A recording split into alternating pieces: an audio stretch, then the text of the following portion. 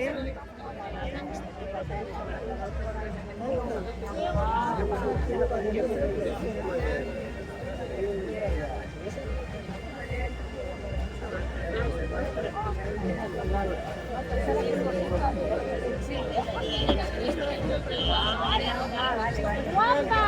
guapa, guapa, muy guapa, hija.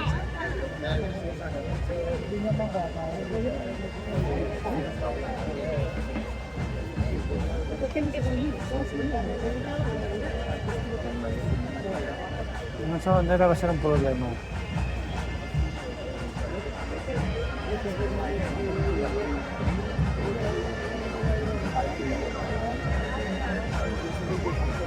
Mira, ¿ves? ¿No ves cómo lleva la chaqueta? Ya le mi hija decía, aquí con la chica, que la chaqueta que la lleva era más grande. La lleva sin poner, la llevan ah. Es que me está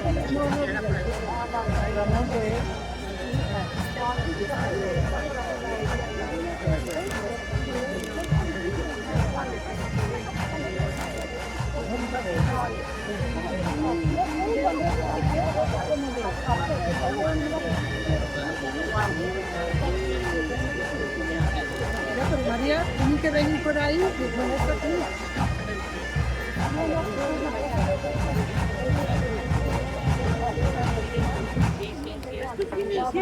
Siempre.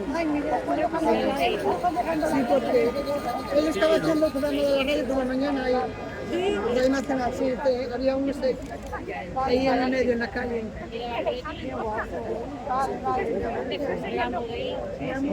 Yo creo que sí,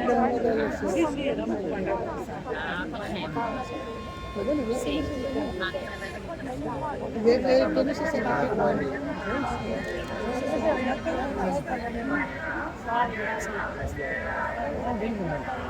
Bueno, pues hay porque sí me contestó María.